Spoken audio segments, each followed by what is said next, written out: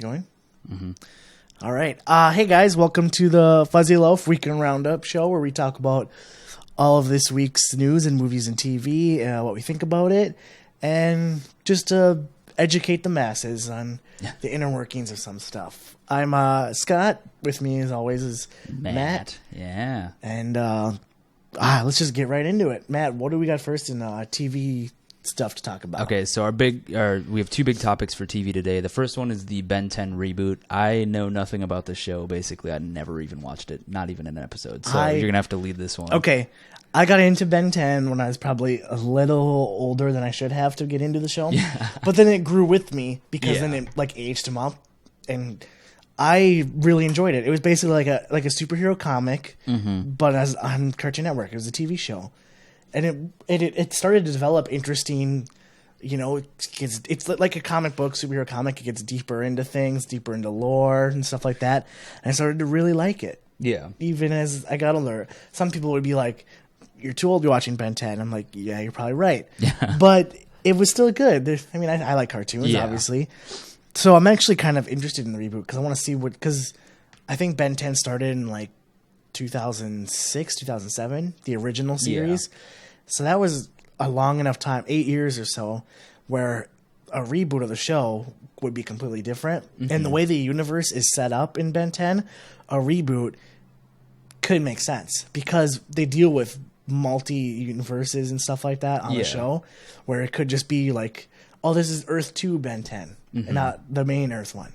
So, and I did kind of like the new art style and the new design of the character. Cartoon Network has actually done that pretty well. That was one thing that I wanted to talk about with this is they've done things like we've seen with the most recent Scooby-Doo. Loved it. It was so good. Yeah, they do these reboots with a very different art style, and they handle them really well. I know a lot of people will get turned off by these the new art styles and stuff, but a lot of times they work. I really liked the Scooby-Doo one. Yeah. It grew on me. The only one that I think hasn't or doesn't work is the Teen Titans reboot, Teen Titans Go or whatever, where it's not even it's not even like a real reboot. No. It's more of just like a comedy style Teen Titans, which I would have liked the original Teen Titans, or just keep Young Justice on the air because Young Justice was one of the best shows ever. I thought their version of Teen Titan was actually pretty good. If they would have kept it the way it was. I understand why they did this. They wanted younger audience. It's aimed at younger kids. That's why it's like a cutesy art style, and it's more comedic and less dark.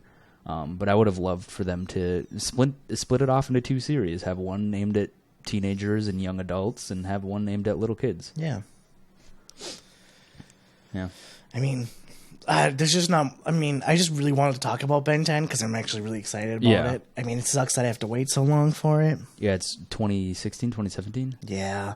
And then we got the Powerpuff Girls reboot coming too. Yep. Which I'm kind of interested in, but one thing that does suck is apparently they didn't even ask any of the original voice actors of the girls to come back. Yeah, that's... Not even like Tara Strong, who voices pretty much anybody and everybody. Well, what was weird, too, was I think the showrunner said he didn't know that they didn't even reach out to them. But it's like, you're the showrunner. How wouldn't you have known?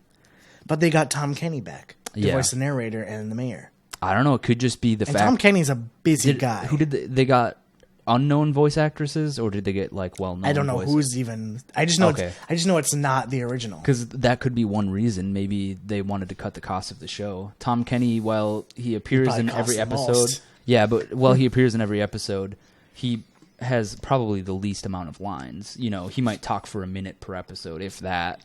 So, they could probably bust out an entire season of the show for him, his lines, in a day and a half. Yeah. Whereas these other voice actresses, they might... Because he voices... If you don't know who Tom Kenny is, he voices pretty much everyone you know. He voices SpongeBob, Ice King, the mayor from Powerpuff Girls, and the narrator...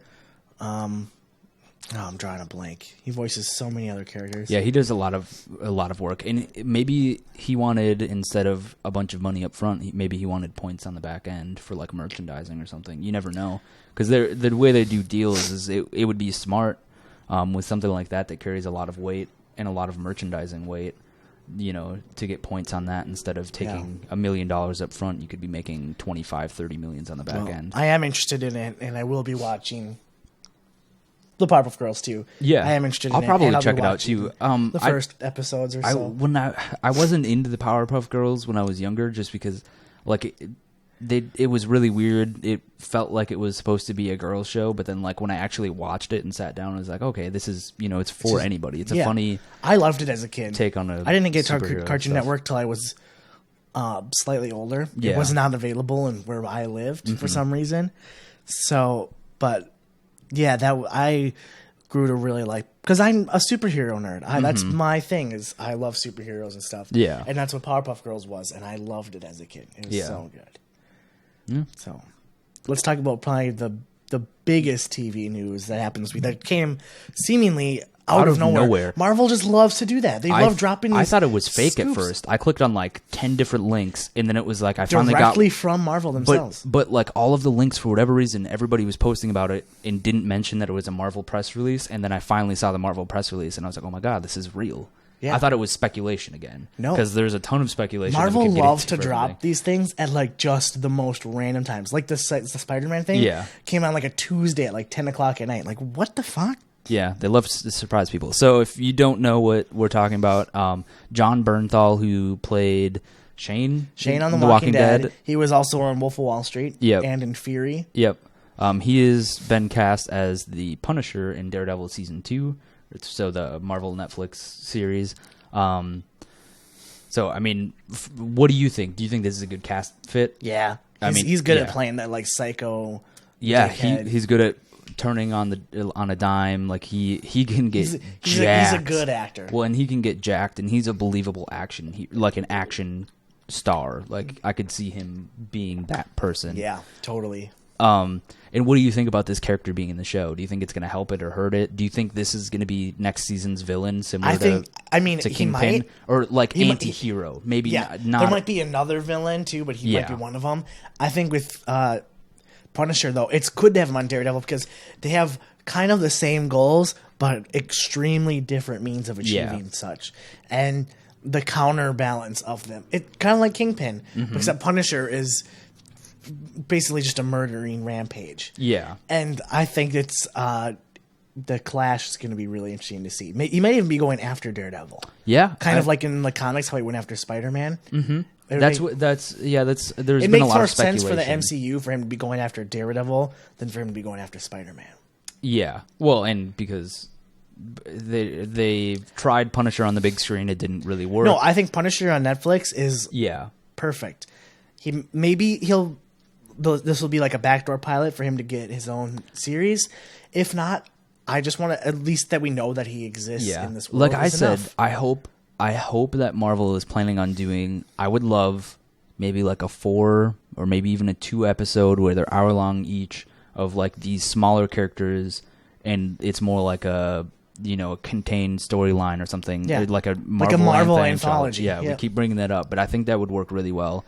Especially with these characters that failed on the big screen, and Netflix would be a good fit for that because their more adult, mature TV content does really, really well. Yeah.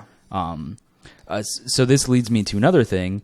Do you think this adds any weight to the reported leak from? I think it was Heroic Hollywood that leaked this information that there was going to be Ghost Rider, Blade, and the Punisher in Daredevil and like in the Defender universe, and that they might actually get their own spin-offs. Do you think that adds weight to the report? That this is actually factual information instead of speculation? Kind of. I just know El Mayembe said he didn't know that Jon Bernthal was cast. He was unaware of that. Mm-hmm. But well, and this is the big thing. Maybe it could be Marvel. True. Yeah, maybe Marvel is planning on doing this, but it's like if we find the right actor and if we can the pipeline. If we can perfect what it's in their plans, but it's not set. Yeah, it's they're working on it. That I would believe. And okay, so how do you think Blade or Ghost Rider could fit in? No idea. Yeah, because so far they're supernatural. Yeah, so far we have all. I mean, Punisher technically is kind of supernatural because in the comics can't he not die? Isn't that his thing? No, I thought he was. No, he's just a tough motherfucker. That's all it is. Yeah. Okay. So he makes perfect sense in this universe that they're setting up for the Defenders, where so far we have no people with super powers technically. There's some Jessica Jones apparently did have supernatural superpowers. stuff. Yeah. Luke Cage has superpowers. And Yeah, Iron Fist but has what I'm saying superpowers. is so far we haven't been introduced, so they're slowly... We haven't been introduced yet. Yeah. Yeah. Excuse me. Yeah, I don't know. I think it's great. I think he's a great fit for the character. I think the character's a great fit for the show and the series. I'm really hoping that we get some Jessica Jones love in... Well, I guess we'll get Jessica Jones next, so... Yeah, I think that's supposed to come out this fall. Yeah, I was going to say before And the end of this year. They this week too. They dropped the AKA from Jessica Jones. That was one of the Jessica quick Jones, bits. which kind of makes more sense. Yeah, well, I think it also confuses people because of... Everyone else is like Daredevil, Iron Fist, Luke Cage, and AKA Jessica Jones. And we have things like, I think it was Alias, where when that first came out, everybody was confused and thought that it was AKA Jessica Jones. Yeah, because the comic Jessica Jones originated in was called Alias. Yeah. So the I Alias understand... show was maybe based off of... No. It wasn't... I know it wasn't... It had the same Marvel name and logo. That's all I know. Yeah, which was weird. So it confused people. So maybe they want to pull away from that and they just want to focus on Jessica fresh. Jones. Yeah. Yeah, I don't know. I think that's great. Yeah, I'm excited for all the stuff Marvel has coming to Netflix. God, I'm so excited. And this is kind of random. Go watch Sense8, people, because I know this has nothing to do with Marvel, but this is a Netflix series. I feel like a lot of reviewers have given it a bad rap, and it's a lot better of a show than the reviewers are saying. It's not a perfect show by any means, but it's a great Netflix show. I mean, I might check it out, but I'm kind of watching Buffy right now. Yeah. Oh boy, I've got some stuff for you later that you might like. Okay, let's move on to some movie news. So the first big movie item that we're going to talk about today is there was a supposed leak from the Batman v Superman synopsis. So this is kind of spoilery. If you don't want any spoilers, don't listen. Although it's not really that big of a spoiler because this is kind of what we're all assuming, but just be warned. So the direct synopsis quote is, fearing the actions of a godlike superhero left unchecked, Gotham City's own formidable, forceful vigilante takes on Metropolis's most revered modern-day savior, while the world wrestles with what sort of hero it really needs. And with Batman and Superman at war with one another, a new threat quickly arises, putting mankind in greater danger than it's ever known before. So we're getting a film that starts with Batman thinking that Superman is the problem. They begin fighting. And then, obviously, with the name Batman v Superman, Dawn of Justice, towards the end of the movie, we're going to get the formation of the Justice League. Yeah. Some people are speculating that it's going to be a really big DC villain, like Doomsday.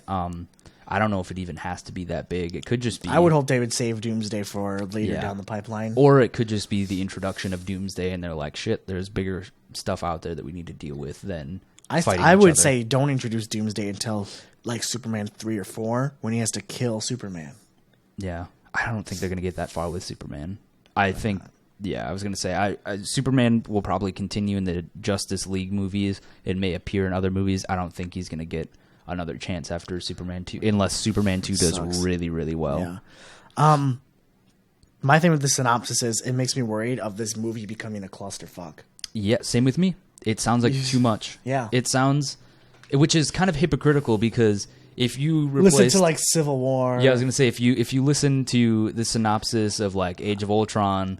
And like all I that know. stuff, but Marvel has just done better with introducing these characters. I'm worried that it feels like Marvel can handle that stuff. Yeah, I'm just worried because we had Superman, who was all by himself in his movie. There was no hint at other superheroes being in this universe. There was no hint at Batman or like any of this other stuff. He was like the lone superhero, the lone god. Where were these people when Zod was here destroying Earth? Right. And then all of a sudden now Batman's like, well, Superman's too powerful, so I'm going to fight him. And then we have Wonder Woman and Aquaman and the Flash and, theoretically all of these other characters that are coming in. Cyborg's probably going to get his origin in this movie. I can't remember who they confirmed for this movie. The thing is, they call it Batman v Superman. It is a Dawn of Justice movie, but they should have called it Dawn of Justice. Yeah, they should have. I think that their idea was not fully formed when they announced it. I think because they originally announced Batman v Superman, And then they released the subtitle Dawn of Justice and said, we're also going to introduce all these other characters. Yep. I think this was originally supposed After to be Man of Steel, Batman's they're like, okay, introduction. now it's going to, exactly. I think that's what, and then they started, they had like this little snowball, and they started just building more on top of it, and now I think it might be reaching the point where it's too hard for one person to push or carry. Yeah, I just think they have a lot of questions that they're going to have to answer. Like I said, where were you in freaking Superman? Where were you guys? I'm not so much excited for this movie as I am. I mean, it's Batman and Superman together on the big screen for the first time. Yeah. So, I mean, there's something to be said that I'm kind of excited for that. But I'm more curious than anything else of these future DC movies. Mm-hmm. I want to see them out of pure, curiosity. Yeah. Yeah. And then going with this, after hearing the synopsis, a lot of people are saying that the voice in the trailer that says, "Can you bleed Superman? I'll make you bleed," or whatever the line, whatever dumb line. Do you bleed? You will. Yeah, that is actually not Batman. That's a villain in the movie. Oh, dude. Oh, God, I just feel a sad feeling they're going to introduce Doomsday somehow, and I just don't like it. And it's like, okay, so you're introducing Lex Luthor, who is one of DC's best villains. He is the best villain. Period. Yeah. To me. Yeah. Even more so than the Joker, because Lex Luthor has motives. Well, the Joker's just a Lex Luthor is like we got with Kingpin and he's complex. Daredevils. He wants to do good. Yeah. He just has a different means. And every movie incarnation of Lex Luthor has just portrayed him as this money grubbing supervillain. He's not that. Yeah. He's the anti-Superman. This is why I'm hoping that I think Jesse Eisenberg has a chance, because I think he could portray that really well. I still wanted to see Kevin Spacey do it again, because I thought after watching it'd be too confusing. Watching House of Cards, I was like, House of Cards, I'm like, this is Lex Luthor. Yeah. I think it'd be too confusing though for the people that are like, oh wait, how come he's still Lex Luthor? And I know, but he's so good. He was so good at it. That was perfect casting. Yeah. I don't know. Do you have anything else to add to this? Oh, not really. I mean, I just can't wait for this to come out so I can see what the hell it's going to be like. Yeah. I want a real trailer, too. Hopefully we'll get that at Comic-Con. Yeah, we did hear that DC is going to have a huge presence at Comic-Con. Marvel is not going to have as big of a presence. Marvel's not going to be there. Well, certain things from Marvel will be there. I mean, Marvel Comics will, but Marvel movie, TV won't. They're not having a big I swear. No Hall H. No, none at all. None I swear there was one movie that was going to be there, but nothing else. No, they're not going to be there. Okay. at all. Well, it makes sense. But I mean, and it's fine because DC. I'm actually glad for this because I want to see a lot from DC at Comic-Con. Yeah, Marvel doesn't have as much to prove. No, they've already proved themselves. Marvel has that El Capitan thing. They can do their own announcements. DC though has something to prove, and I want to see it. And I'm actually really excited for what DC has to come at Comic-Con. Yeah. Marvel doesn't need to be at Comic-Con. I don't care if Marvel's at Comic-Con. Well, as a Marvel fan, they don't need to be there, and that's fine. I want to see what DC has to offer. The MCU also gets they're going to be other places. Disney has their own convention basically, and D23. Yeah, whatever. I just couldn't remember the name of it. And it's they're going to be there. We're going to see stuff throughout the summer. Star Wars is going to be at Comic-Con. Yeah. Which I think is good because Star Wars is another thing. It's another Disney property. It has to prove itself. But not so much it has to prove itself. It has a lot to offer and a lot to show. Yeah. Marvel, we already know everything that's going to happen, so there's no point. Yeah. There's no point in it. Yeah. Well, also, and this was one thing, was DC has put in a fuckload of money for Comic-Con. So for Marvel to outdo them, they'd have to put equal amounts of money, and they're probably putting that money elsewhere. They're going to have some promotion coming up for Ant-Man. Movies they've got coming out. They're going to have all this other stuff. I am hoping that within the next week we do finally find out who the fuck is playing Spider-Man, because I'm sick of all this speculation. Yeah, we're not. There was some Spider-Man news this week, but we're not talking about it because it's just utterly pointless. Well, it's just it's definitely this guy. It's not that guy. It's definitely this Marvel guy. wants this guy. Sony wants this guy. It's honestly, I don't care fucking cast someone. Until they I don't care who's playing Spider-Man at this point. Just let it be somebody. Yeah. Okay, so moving on. The next big topic for the movies is my non-spoiler thoughts on Jurassic World. I went and saw it yesterday. I haven't seen it yet. I'm trying to see it today, but I don't have any friends, so it's really hard to go. If you want to be my friend and want to see it with me, please let me know on Twitter at ScottyBoy, SCOTTYBWO4Ys. All right. So as a fan of the original Jurassic Park movies, I like all three movies. The first one is definitely the best. I'm not one of those people that's like, oh, the second and the third one suck. They're okay. They're good dinosaur movies. They're better dinosaur movies than I've seen anybody else do, you know. Besides Land Before Time. Well, and that was funny. Ashley yesterday was giving me shit. She's like, oh, what movie are we seeing? Land Before Time? Like, shut the fuck up. I loved those movies as a kid. Too. Yeah, I love dinosaurs so much. Land Before Time 17 or however many movies they put out a ton of. Yeah, they do. Oh, crazy amount. But anyways, so my thoughts, it's a great sequel. I think it does a good job of trying to capture this idea of, it's more of a commentary on like our world as it is.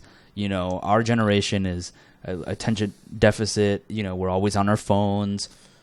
Things are fads. We love one thing 1 minute and then say it's stupid the next minute. And that's why they introduced this idea of like genetic mutation. And if you've read the books, that's a huge part of the books is they talk about this. And on the the marketing websites for the movie, the like Masrani.com or whatever it was, the like fake, it's like this company that owns the park now. They made a real website. Oh, okay. And it's like an AR experience kind of thing. They talk about how Henry Wu, who's the Asian doctor from the first movie, BD Wong, has made all of these genetic advancements, and you know, it's like after the second movie, Henry Wu is still working with InGen, and he's saying, you know, in the next 20 to 50 years, we'll be able to make an entirely new species, and then 2 years later, he makes an entirely new species of flower, of plant. And then a few years later, they're perfecting that with like dinosaurs and animals and stuff. So the plot makes sense. A lot of people were, you know, getting down on it because of this idea of genetic mutation. Like, that's not what the movies are about. And it's like, if you read the books, that is what it contemplates, is like us playing God. Right. So the plot is good. The characters are okay. Some of the character stuff is like whatever. Cliche. Yeah, it's pretty cliche. Chris Pratt is funny. Bryce Dallas Howard is gorgeous and funny. The two kids, whatever. Take them or leave them. It doesn't really matter. It doesn't take anything away. You got to have kids in a monster movie. And it doesn't take anything away. And that's a good point to bring up. This is something that I don't think like Ashley realized before we went to see it, is that this is a summer monster movie. It's a big blockbuster, but it's more about fear and like those suspense moments, which I think is great because that touches on the original movie. Versus the second and the third movies are less about fear and suspense and more about like awe, which is also a good emotion to have. My only gripe with the movie really is that there's too much CGI and not enough practical effects. It makes sense because now it's cheaper to do that. Before it was cheaper to do practical effects than it was to do CGI. Now it's cheaper to do CGI. My only worry is, you know, a couple years down the line, we're going to look at these and think, wow, they look like shit. Compared to, you know, the original Jurassic Park movie, I watch it today and it still is like, wow, that blows me away. Well, that's just how CGI has advanced so much in the past few years. It's few movies that used CGI back in the day that still hold up are like Terminator 2. Yeah, which is I just saw for the first time a few months ago and it is probably on my list of favorite movies. Yeah. Yeah. So other than that, I think it's a great movie. You should definitely go see it if you haven't seen it yet. It very clearly sets up some sequels. We're definitely gonna get more. For how much this movie made this weekend? This movie made boatloads of money. This has officially become, at least as of right now, we'll know tomorrow if it has actually beat Avengers. It is the second highest opening weekend of all time. It's 204 million domestic. Which is 3 million behind Avengers. So if it has, you know, a plus or minus of 5 and it gets up to, you know, 209 million, it'll just barely beat Avengers. It beat Avengers too. Yep. So Avengers: Age of Ultron. Yeah. It's a great movie. I think you said this movie's probably gonna have a short shelf life. I don't think so, because I don't think there's any big blockbuster movie that's coming out anytime soon. I think this is gonna be in the top 5 for at least 5 or 6 weeks, if not more. Interesting. It could even be like some movies where it gets Inside revitalized. Out comes out next weekend, and I'm seeing that right Inside away. Out. But that's not a blockbuster movie. No, but it's going to make money. It's the Pixar. animated movie? Yeah. Pixar yeah. movie. It's got 100%. Yeah. Heard it's great. I just want to say something, too. I have not seen Jurassic World yet. Like I said, I'm trying to see it today. My roommate, who is also a huge Jurassic Park fan, like you, super loved the originals, saw this, said he hated it. Really? He absolutely said it was boring, and he hated it and did not like it at all. But another thing is too is he also hated the Avengers: Age of Ultron. Oh, okay. Yeah, and see, this is my He fell problem. asleep during Age of Ultron. This is my problem that I have with some people. But I think that's because he also your, loves indie movies and artsy. Yeah, I was going to say, shit. no offense to your roommate, but a lot of people, they're like kind of like elitists. Like, here's this example of great movie, Jurassic Park, the original movie. Nothing will come close to that. It's like, well, the idea... They've got the nostalgia goggles fogging their when view it's like, of... nothing can be as good as that. And it's like, well, if you think that, then nothing will be as good as that. Right. You have to be open to it. It's a great blockbuster. Just open summer as a blockbuster continuation movie. of the franchise. That's you don't try to think they're reinventing the wheel with it. No, yeah. It's a great continuation of the story. It's like it feels natural, like a natural progression. There's really funny moments. There's really suspenseful moments. There's, cool action moments. Some of the supporting characters are great. I think some of the supporting characters are better than the main characters. I'm not going to remember his name, but the guy that plays Nick from... Jay Johnson. Yeah. It's fucking hilarious. Heard he's in that really movie. funny in it. Yeah. He is one of the best parts of that movie. He's just a funny person. And Vincent D'Onofrio I've just is heard him once talking again- in interviews. He's just a funny person. Yeah, and Vincent D'Onofrio, once again, great. Dude, that guy's freaking awesome. Yeah. Okay, so that's all my thoughts on that. Like I said, if you haven't seen it, go see it. Okay, so now we're going to roll into quick bits. Yeah, let's try to do these a little faster this time. Yep. If you see anything that might not be that important, just Yeah, cut it out I'm and going to skip some things. Okay, so Boondock Saints getting a prequel TV series from the original director, Troy Duffy. He wants to bring on Norman Reedus and Patrick Flannery as co-executive producers. I don't know if that means that they're going to be in the show or not. They're probably not. I think that's dumb. It's stupid. Boondock Saints is dumb. Let me rip on more dumb things that dumb white college kids like. Boondock Saints, the first movie, fantastic. Don't The second care about movie it. sucked. Don't care about it. It's not for you then. It's not for me. It's dumb. HBO has put David Fincher's comedy series Video Sing Crazy on hold while in the middle of production of the 4th episode. So this is not a good sign. David Fincher said he needed time to look over the footage and whatever that they had shot previously, but this sounds like they saw HBO saw what he was doing and said, this is not going to be good. We're putting it on hold. Wow. I didn't even know it existed, so. Yeah. It's about a TV series set in 1983 in LA during the music video era. That'd be kind of cool, though. So it's like, yeah. I don't know. It could just be bad writing. It could be bad direction. I don't know. Or it could just paint bad light on some companies that are big sponsors or whatever. Yeah, or, could be. Invader Zim is being brought back to life by Oni Press as a new comic series. I know this isn't really TV news, but if it was a TV show, that'd be cool. But I know. Comic, I don't remember wanting to read. I don't know. I'll definitely check it out. I didn't really like Invader Zim as a kid. It scared me. I didn't like it as a kid, but I got the DVD set like years later, and I fucking love the show. It's great. It's gross. I don't like gross shows. We touched on this already. Marvel dropped the AKA from AKA Jessica Jones. Yep. So this is from new marketing materials or like the listing page. Baz Luhrmann's upcoming series, The Get Down, the musical series that he's doing on Netflix, has cast Jaden Smith as a psychedelic graffiti artist named Marcus Dizzy Kipling. It's supposed to be set in 1970 in New York and is a musical drama. If it's by Baz Luhrmann, I'm gonna have to at least check it Yeah, out. I think it could be great, but Jaden's. He could be a good actor. Yeah. Eventually, we don't get to see. We haven't seen him really in anything by himself. Yeah. But I mean, as a person, he's just kind of an interesting. He's weird. He's weird. fucking weird, which makes sense. Psychedelic graffiti artist. Okay, I can believe that. Yeah, it's a believable character for him. Pretty good casting, I guess. So.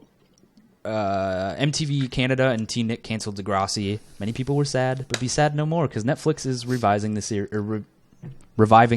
I can't. Now, let me just say, as a fan of Degrassi, since I was a little kid, yeah, Netflix picking it up is not a good idea. They should have let Degrassi just put it to sleep because it was not getting very. It was not very good anymore. It depends. from my point of view, as I've watching since the Next Generation came back in 2001. I watched it at too young of an age to maybe watch Degrassi, but it helped me learn things as a person and grow up. And Degrassi was a great show. It dealt with some real topics, but it just seemed like it was beating a dead horse, for lack of a better term or something, you know, in the later seasons. And I think canceling it was something that kind of needed to happen. Yeah. So Netflix bringing it back, I'm not. See, this is my thought. The problem is Degrassi should only last one generation. Like, and then it should be rebooted, you know, new characters re-going through the rehashing. It's not meant for 20 plus. That's kind of what has been happening. No, I know, but it's not meant for 20 plus. It's meant for high school kids. Kids. 12 to 18, 12 to 20. Someone who's 22, I cannot relate to Degrassi. Yeah, we've grown out of that. And this is where I think the show could do really well, is focusing on the new issues for that generation, you know. That's what it's doing though in the later seasons, I think. Yeah, but maybe it just doesn't work for me because I'm older. Yeah, and exactly, that's what I think. And then the other thing is the rebooting. So it's a complete reboot or not a complete reboot of the series, but it's a new generation. We're following new people. It's going to be called Degrassi: The Next Class. Yeah, The Next Class. It's premiering in 2016. I think this could work really well for them if they do it right. You know, they handle things in a more adult tone. Since it will be on Netflix, I will maybe check out the first episode to see what the feel is like. Yep. So I can get a sense of where they are going with the show. Yeah. You're going to be happy about this. Well, maybe not the first part. Dawson's Creek and Buffy the Vampire Slayer reruns are heading to ABC Family. That means a revitalization of the series. I've got Netflix. No, but I'm just saying, like, a revitalization of the series. Imagine, which is good because I started watching Buffy and I really like it. But I love the WBCW shows. They're like my favorite. Yeah, Buffy was a great show. It gets weird towards the end, but as does most shows. I'm sure will, but I kind of like when shows get weird. I was talking to a friend last night, and she was saying she cannot watch CW shows because everyone on there is just too pretty. It distracts her from like. It's a great reason to watch a show because they only hire such beautiful people that it takes her out of the story. A bit, which I'm like, okay, I guess that makes sense. And I was like, I told her you have to watch iZombie. But everyone on the show is pretty gorgeous. And I told her, too, how I would, like, be watching the show and I would take time to, like, text you and be like, gosh, she's so cute. Yeah. Cute as zombie.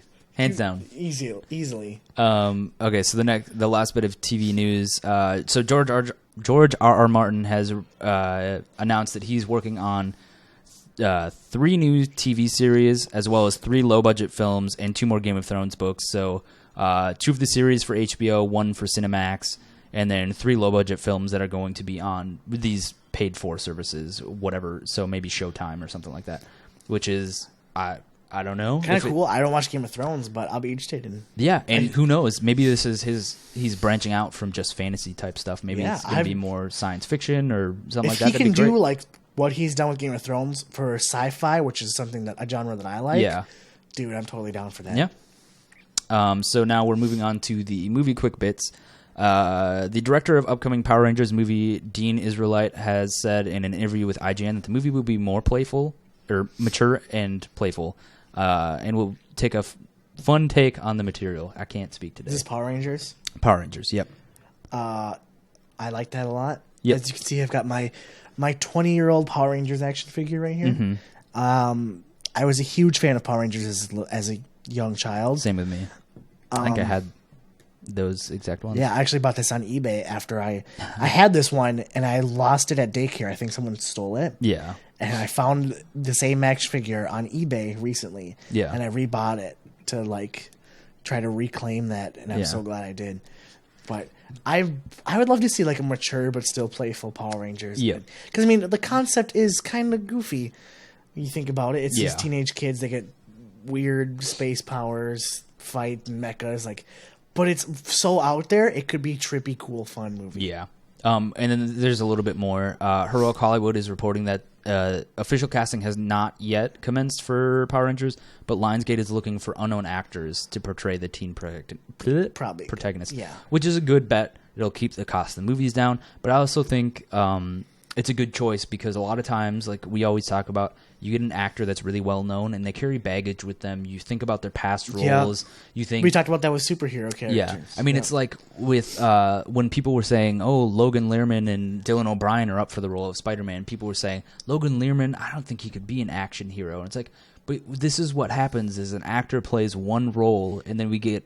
It's like this is who they are. See, I don't know who those two were. Those other. See, to me, they weren't high enough level. Yeah. To me, I'm talking like casting Matthew McConaughey in a DC or Marvel movie. I'm like, I don't want to see that. Yeah. But the thing with Power Rangers has always been, though, too, is not always, but what it is kind of good for is for actors to get their start.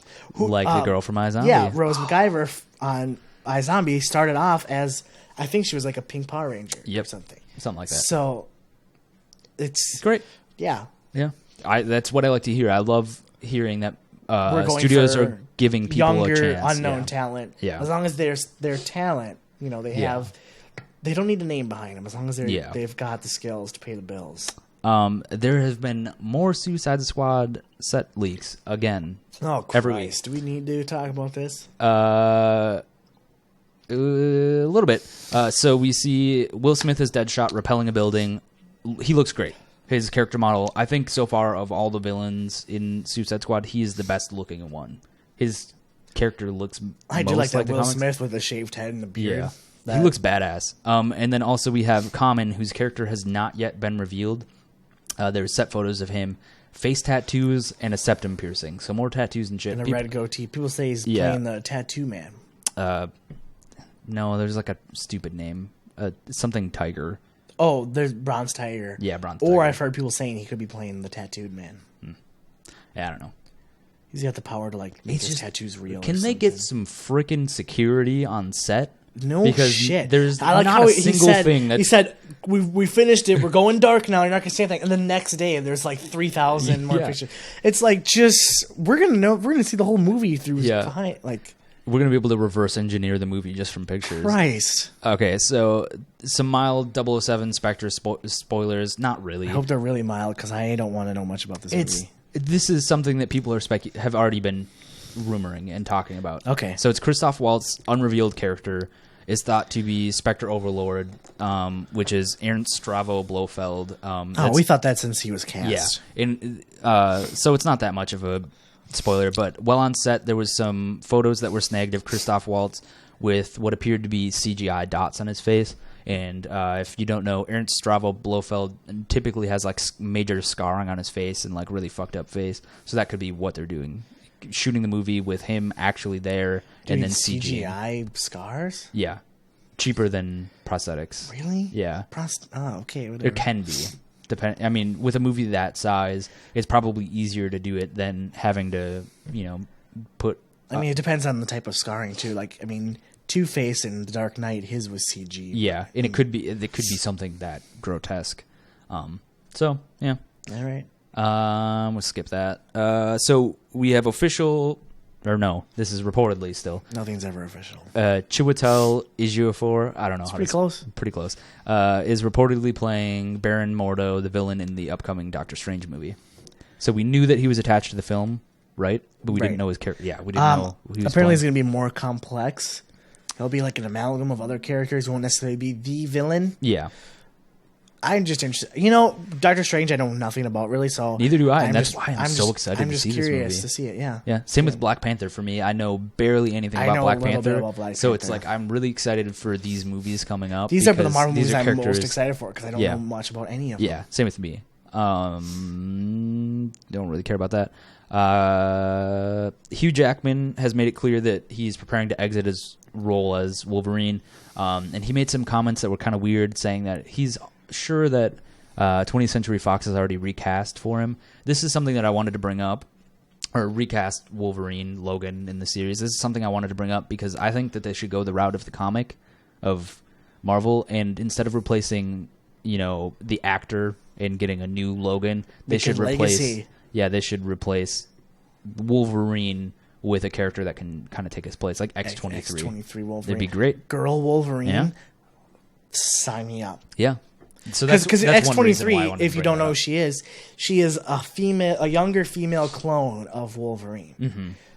I mean, so she's got to have some of the same tendencies that Logan does. Yeah, and I think it'd be a great way to do it. I'd love to see that. I don't want to see like I hate when they do this where it's like we're just going to recast and kind of not talk about it. I would love to see that rather because say Hugh Jackman, maybe he died or he's passed away, and now X-23 is taking up the role, which she hasn't been introduced in the. No, but she could be in the next couple movies. Yeah, maybe she'll be introduced in the next Wolverine movie. Yeah, that'd be great.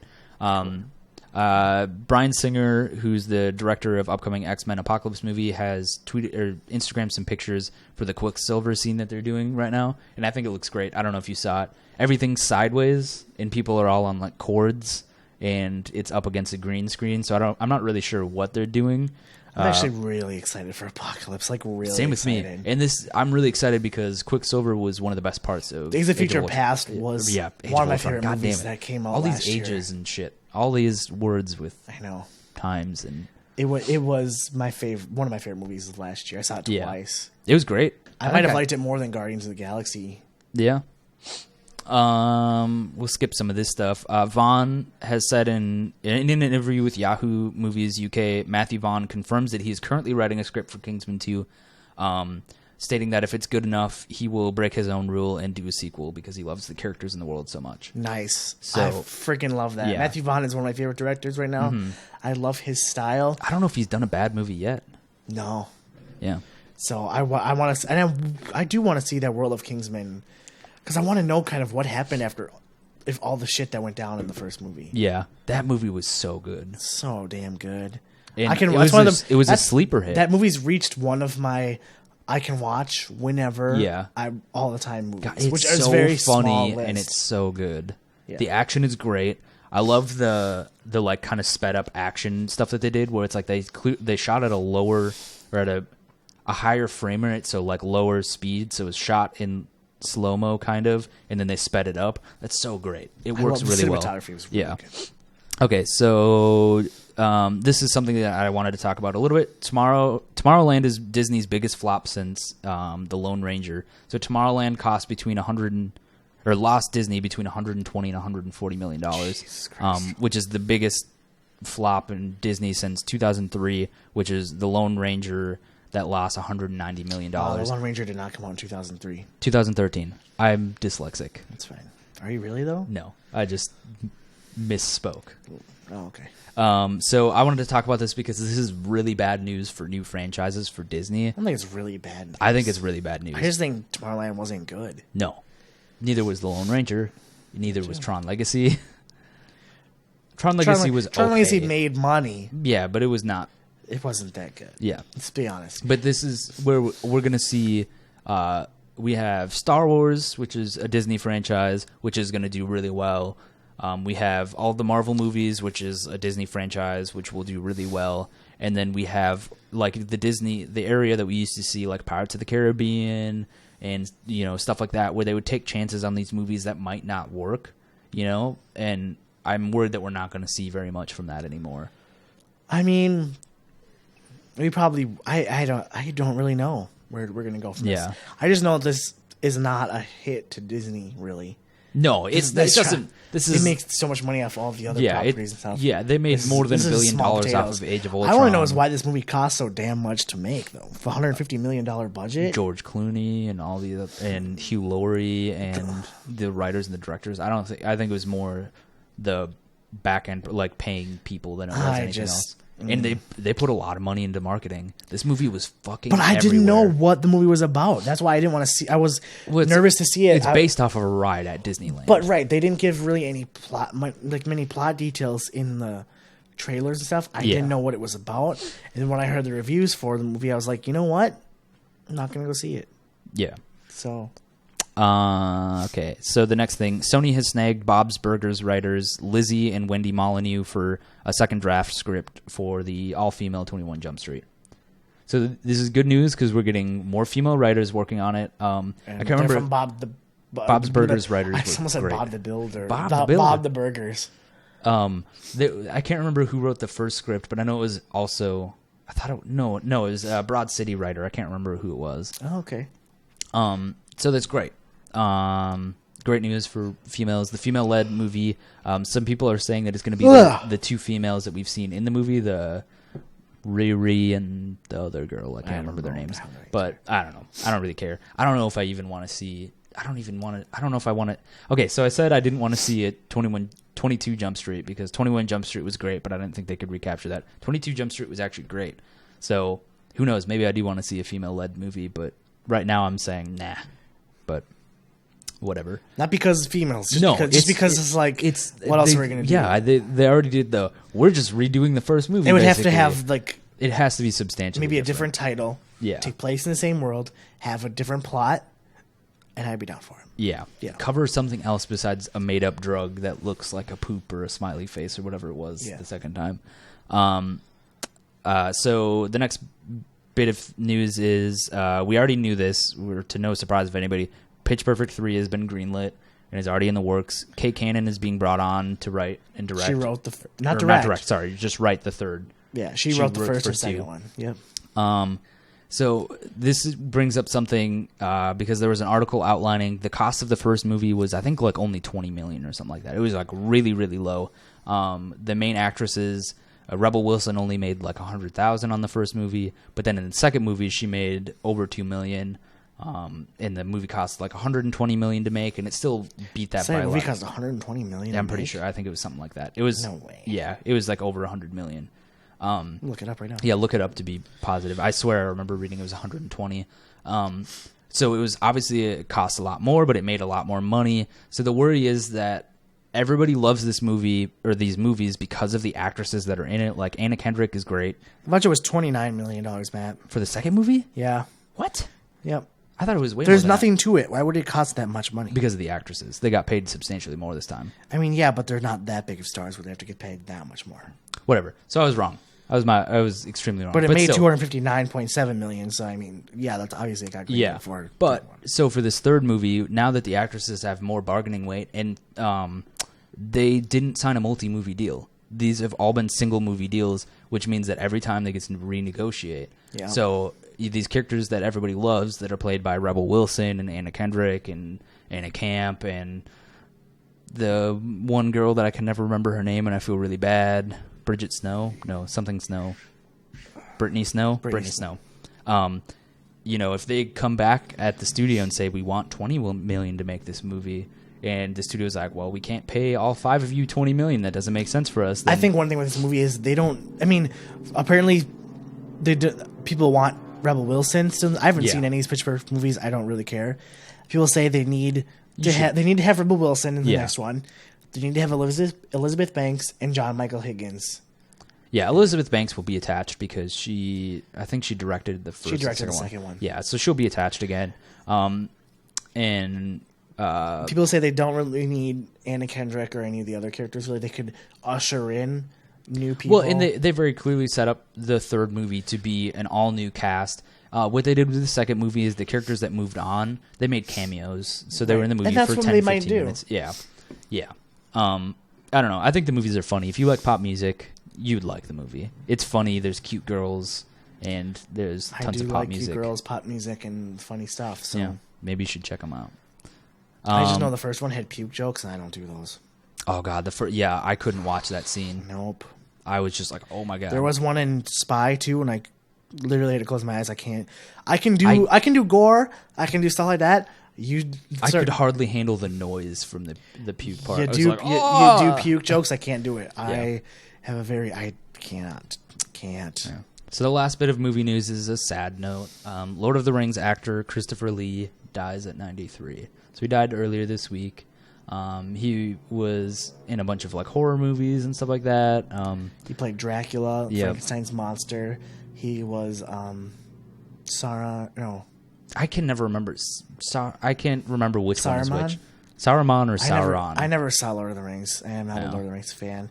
But he's also Count Dooku in Star Wars. He's a great actor. If you read about his life, it was amazing, and they could do an insane film about this guy, and it'd be.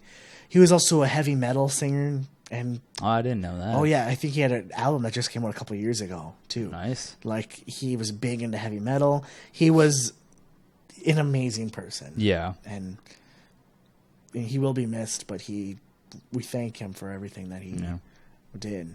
So sorry to end it on a sad note. I didn't know where else to work. That would have been weird to fit that in the middle. Yeah. And then go on to being funny again. Okay, so I think that's it for all the news this week.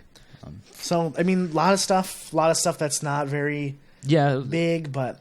Well, we're coming up on E3, so I think a lot of media companies are aware of that this is video games week. I'm sure you'll have a lot to talk about on your podcast on Thursday. Yeah. So much. So much. The conferences start tonight, or the press conferences. Oh, tonight? Yeah. The first one is tonight, then the second one is tomorrow morning at like 9 a.m. So I'm going to be busy. Nice. We didn't do Comic Club this week because I'm super busy, and we're even doing this on Sunday because I didn't end up working yesterday, but I was pretty sure we were gonna, so I didn't make any plans for yesterday. So I don't know if we'll be able to do it this week, Comic Club, because I don't have a computer anymore. My computer pooped out on me, and that's how I read most of these back end comics I get digitally. The new ones I get physically. So I won't be able to read what we were going to read. Yeah. Do you still have your I'm trying to think. Do you still have your tablet? It doesn't work. I can't get it turned on. I was going to say, because I could send you them that way. But, we'll figure it out. We might take a couple week break on that and get things figured out. Yeah. Yeah, maybe we'll just do like bi-weekly, like every 2 weeks or something. Yeah, to give more time to read. We'll definitely be doing it as soon as we can. Just right now, it's not something I can do. I mean, Matt can read them, and I would just come in being dumb about it, but which wouldn't work. Invincible, which I've read already, but I need to reread because I read Invincible issues like 1 through 4, like sophomore year of high school. It was great to go back and reread because it's like. I am on like 50 or 60 or something like that, like in the 50s or 60s, and I read that all last year. So it was great to go back and be like, oh yeah, I forgot like this happened and like this is how things start out and stuff. So we'll try to do that again as soon as possible once I have the ability to read those. Yep. Otherwise, I think that's it. I don't have any other things to talk about really. All right. So you can find me on Twitter at ScottyBoy, SCOTTYBWO 4Y. 3 Ys was taken. And you are at Hagnerd. HAGNERD. You can follow us at Fuzzy Loaf. God, it's always weird because it's backwards. We'll get at Fuzzy Loaf. Yeah. I'm going to try to do more stuff on Twitter and stuff. Maybe see Google Plus might be a good fit too for some of that stuff. Yeah. You can like, subscribe, and comment. You can subscribe if you want to see more, like you said, comic book stuff, video game stuff. On Monday, I do the weekend box office roundup kind of stuff. Have some shit to talk about this week. Yeah, I can't remember. I can't even remember what predictions I made. And I'm sure, I just know that I'm sure we'll be talking about Jurassic World and Inside Out next weekend. Yeah. Oh man, I didn't know that Inside Out was coming out this soon. I'm going to say Inside Out. Number 1 for next weekend. I don't think it even stands a chance. Jurassic World number 2, Inside Out number 1. We'll see by the numbers once we get final numbers. I don't know. I think it's two very distinct crowds. I don't think Jurassic World is going to have as many repeat viewings.